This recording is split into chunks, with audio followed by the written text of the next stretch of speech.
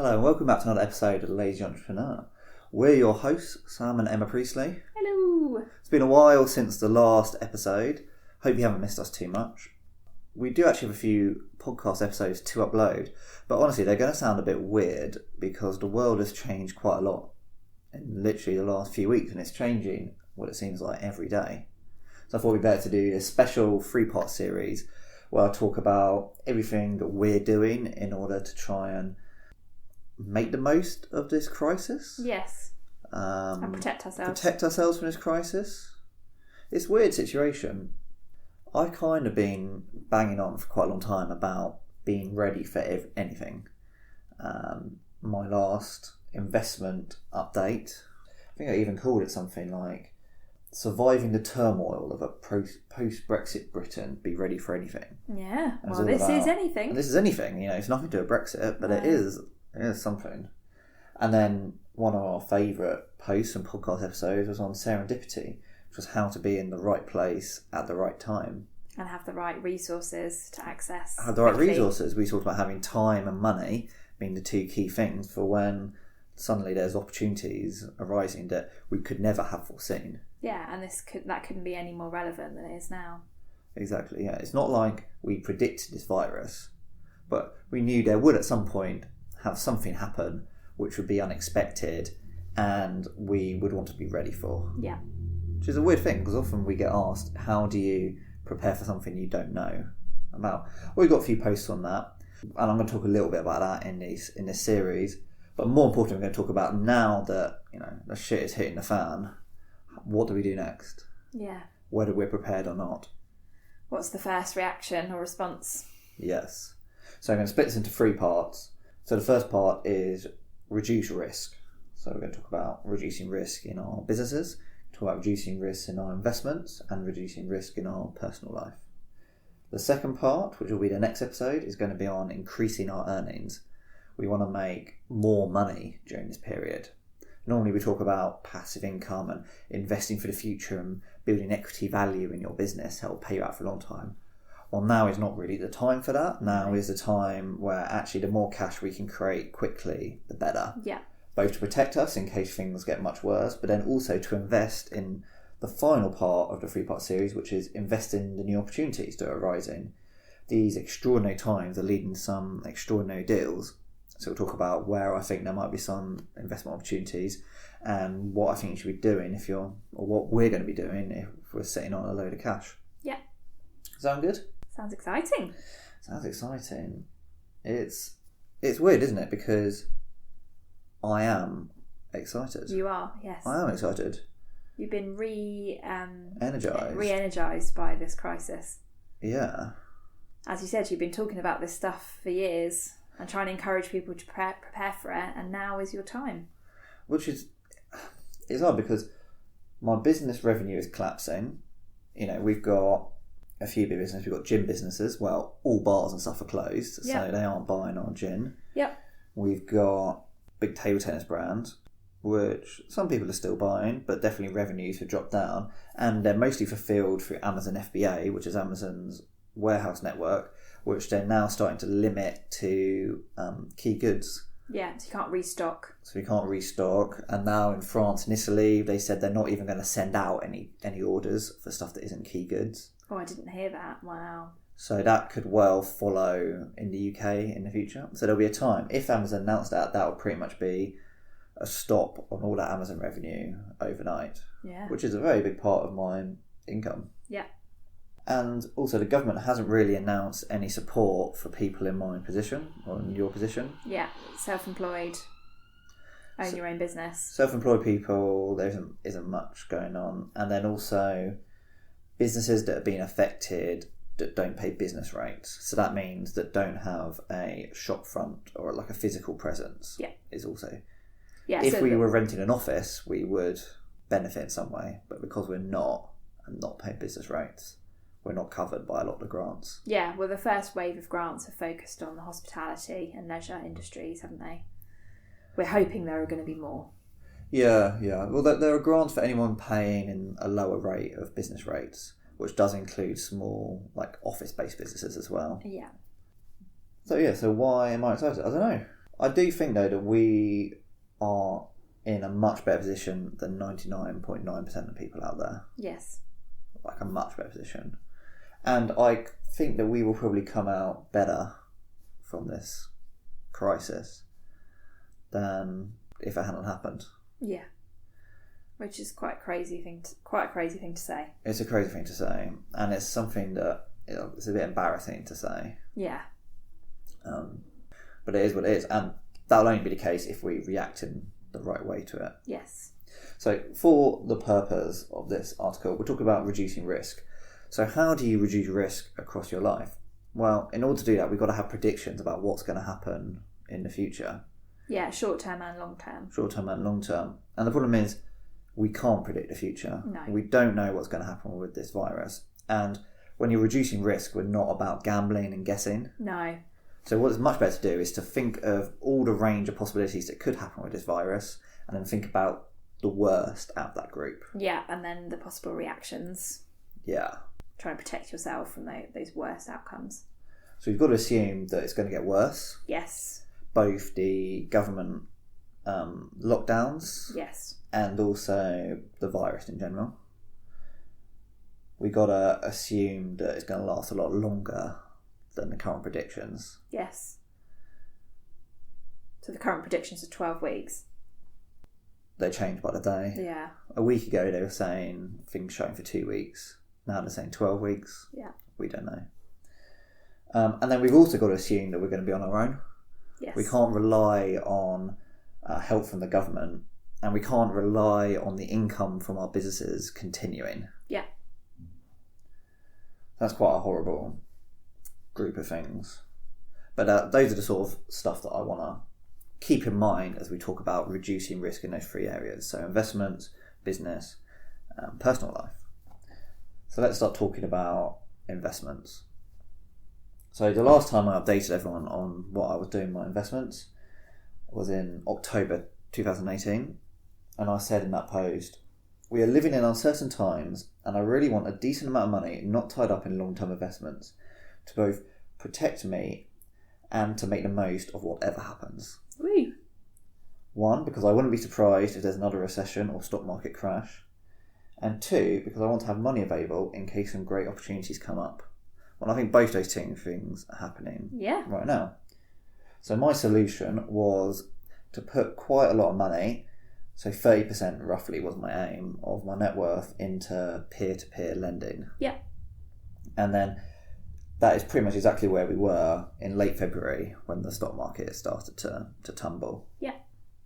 I went for peer-to-peer lending because I was looking for something that had quite easy access to the money, but that then would give a inflation-beating return in the meantime. So it's kind of been ticking over between 4 and 6% returns for the last, that's been about a year and a half since it's been going on. So it's been earning money, but there's also stuff that I'm able to now withdraw from, hopefully, fingers crossed.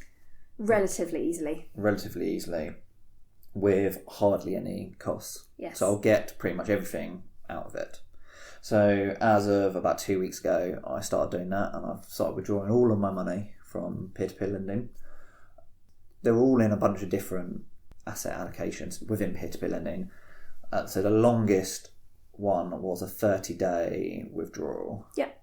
So within 2.5 weeks, fingers crossed, I should get all my money back out. Yep. And some of them were a few days. Some of them were a few days. And have you received that money? So I've received some money. Some of them, which were once very quick, they've now queuing everyone up. Yeah. Because they're basically saying that loads of people are trying to withdraw their money. Not many people are lending money at the moment. Yeah. So we'll see. What I'll do is I'll update it on the blog in a couple of weeks, and we'll see where you're at. See where we're at. But I think we should get most of it out. So that's what I've done with that. So we're drawing a lot of cash, which then should give us enough money both to survive a few years, really, just on that cash, and also hopefully take advantage of whatever investment opportunities we think of and that we'll talk about in the final episode of this 3-part series. Yeah. Exciting.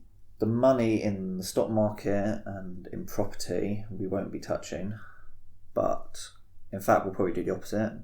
There's going to be some opportunities there, so we'll probably put more money Yes. into that. One thing I didn't quite say is I'm not sure you appreciate the impact on our finances that the stock market crash has had. No, I was quite surprised when one of our friends last week, and they said that their investments had dropped by 40%. Yeah. So that was quite shocking. So our investments are down 6 figures. Wow. So a lot of money. Yeah, that is a lot. But the thing to point out about that is that we have no plan to withdraw any of that money for a very long time. Yes. And so by it dropping by 40% in a point where we still want to be buying in, yeah, actually means that now we're able to buy in cheaper.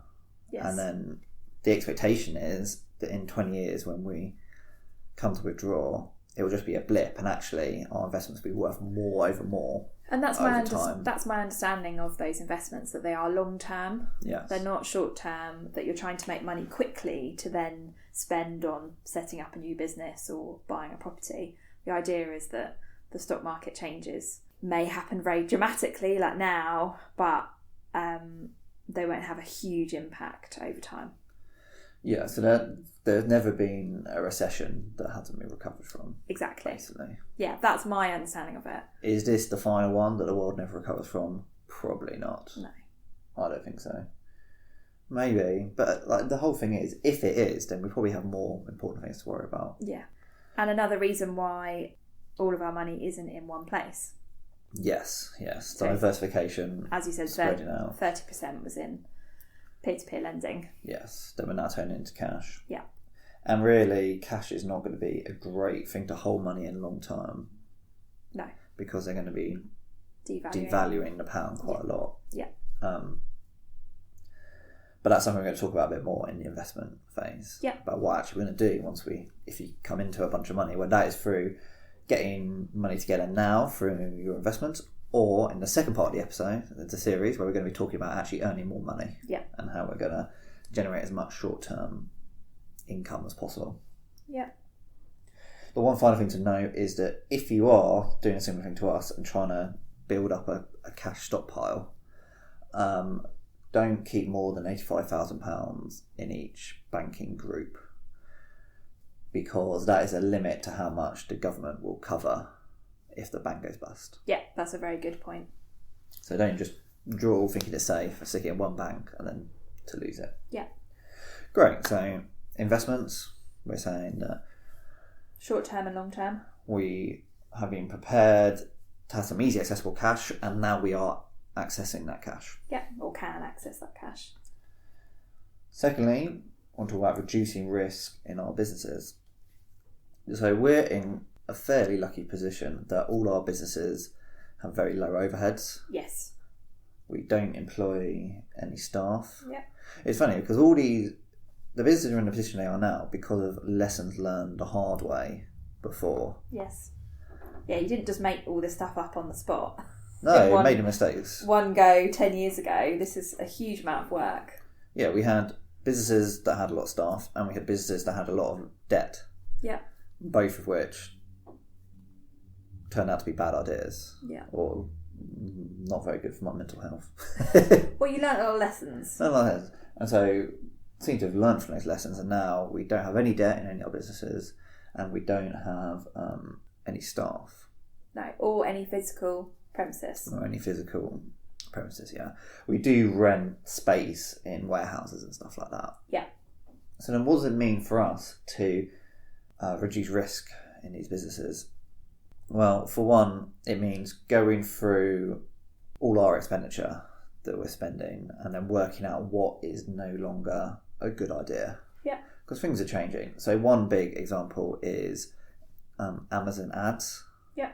So we were saying earlier that on Amazon, it looks like they're probably going to limit the amount we can sell and definitely the amount we can store in Amazon warehouses. Yeah, because we sell non-essential goods. We sell non-essential goods. So if we can't restock in Amazon, then what's the point of trying to sell all our stock as quickly as possible? Yeah. And spending a lot of money on adverts to do that. So one thing we're doing is reassessing our advertising campaigns. Yeah. With something like the gym, we know Amazon are probably going to be shutting down. So what alternatives are there to Amazon warehousing and distribution that we can use? Yeah. Well, we have one lined up already with the gin. Yes. So one thing we could do is start trying to move people from buying on Amazon, which has been our previous preference, to getting people to buy directly from us on our website. On our website. Yeah. And with the table tennis, looking for other fulfillment options that can take over from Amazon if we're not able to use them anymore.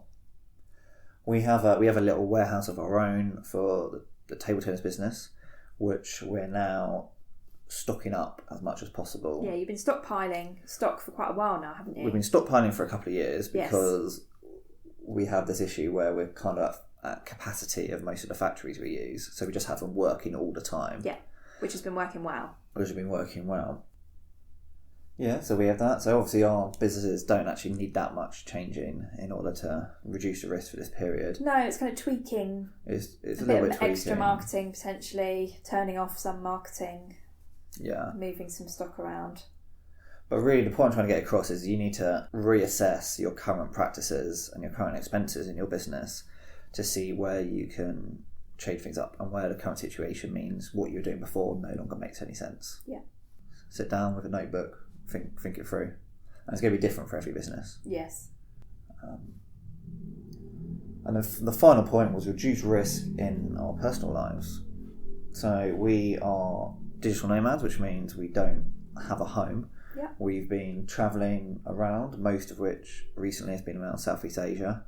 Yeah. So in February we were in Thailand and working from home. So obviously that is one part where we had to reassess and decide what we're doing.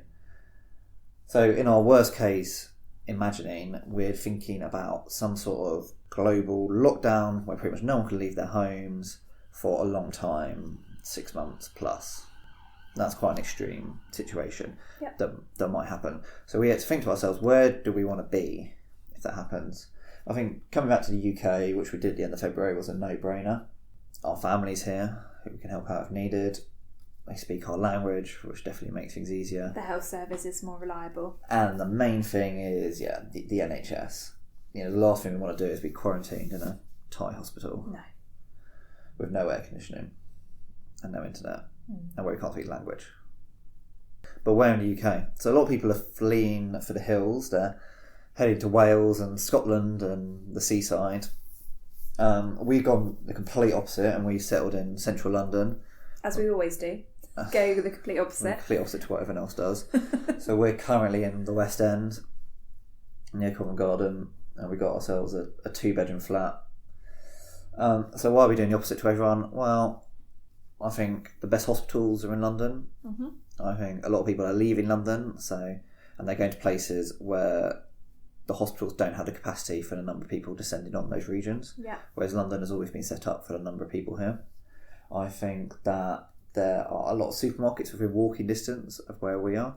Whereas if you're in a cottage in the middle of nowhere, let's say there's a run on petrol as well, you struggle to get around, there might only be one supermarket nearby, which everybody's going to, and is completely locked down.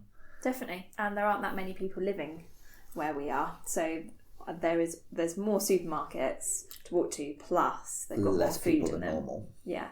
Yeah, we're in an area which is normally only tourists and workers. Yeah. Hardly anyone lives here, yeah. Which is good. We've got the best takeaways in the country, which we're a big fan of. The Airbnbs here are really cheap now. So you're looking at like 70-80% reductions in normal. So we're actually going to live in somewhere which we would never be able to afford to live in normally. Never. Or never be able to justify spending £600 a night. Yeah. Yeah, it's crazy what this place goes out for in the summer on a weekend. Yeah. We were looking today at all the other Airbnbs. Oh, where might we go if we need to move out of here? Yeah, because that is the risk, isn't it? That we may have to leave. They may increase the price or they may kick us out. The main risk, it doesn't matter if we get kicked out because there's a lot of other choices. Yeah. Which will be cheaper because prices are going down, not up. Yeah. I mean, the main risk would be if the government said they're ordering all short-term accommodation to stop existing. Like in Florida. So that's what's happened in Florida at the moment. And like Florida Keys, they're saying all hotels need to close. I don't see why that would happen in London. No. It's not like loads of people are coming here for tourism. No. I could see it happening in Wales and in other places by the coast. They're trying to get people to go back to their main homes by closing. I can see them closing caravan parks and places like that. Yeah. I'm not sure why they do that in London, but we'll see. If they do, I'm sure we'll find something else to do. We're also close enough to our family that we can move there. Yeah. If really needed. Again, yeah, that's another one. Easy to get to, family, if they need our help, and friends. We've got good internet and phone signal. Yeah. And again, there's going to be less people here than normal, so it should be better. Yeah. And there's lots of nice walks around deserted central London. Yeah, it's been amazing. So I get to take some nice pictures. But we'll see. You know, they say London is ahead on the virus. I don't personally think that's an issue. I think either everyone's going to get it, in which case it doesn't matter where you are. I don't think we're at much more risk getting it here than if we went to the nowhere, because we're pretty isolated from everyone. Yeah, and the point is that we're not seeing anyone that's vulnerable. Yes, that's the main thing. Yeah, there is an argument that it'd be good for us to get it in this period where we're not seeing anyone, because then we build up some immunity. Yeah. And then there's this herd immunity idea that the more people who have it, you know, that flattening of the curve stuff that a lot of people are talking about. And then, you know, so that's where we're living, and then also expenses. I think that people should really be trying to get together about a year's worth of money. Yeah. Of expenses, just in case everything happens, you know, and that can be from cutting spending, which I assume a lot of people are doing anyway because they're not able to eat out. Yeah. Or it could be by earning more, which we could talk about in the next episode. Yeah. The final thing I want to say is the complete opposite stat, which is if you can afford it, it's good to keep supporting local businesses. And so one of the other reasons to be here is there's a lot of businesses we want to support, and by ordering takeaways and stuff from them, hopefully we can do that. So yeah, so that's it. That's my reduce risk part of the strategy. Yeah, and you've done a post about supporting local businesses. And Yeah. we're still trying to support our local businesses in Tunbridge Wells as well. So buying vouchers, still paying for gym membership. Yeah. Posting on social media to try and encourage other people to buy hampers of food or takeaways, even if we can't do that from here. Yeah. Yeah, there's a lot of need that has exploded, both from small businesses and then also from, you know, people like the homeless. Yeah. I mean, big issue sellers and stuff. Yeah, and just really supporting different. the people on your road. Yeah. So the isolated elderly or people that can't get out. Yeah. So there we go. Reduce risk. My Corona strategy part 1. Reduce risk from your investments. Reduce risk from your businesses, and reduce risk in your personal life. Probably the most depressing part of the 3-part series. Next time we're going to talk about earning more, and then the time after that we're going to talk about what investment opportunities are appearing. You say the next one's depressing. I think you'd be really good at that one. No, this one was depressing. Oh, sorry. The next one. Yeah, it is a bit depressing, isn't it? Well, thanks for listening. Stay safe. Eat lots of takeaway. Keep exercising and try to eat healthily. Reduce risk. Don't eat too many cookies. You have no idea how many Sam's eaten. Alright, goodbye. Bye.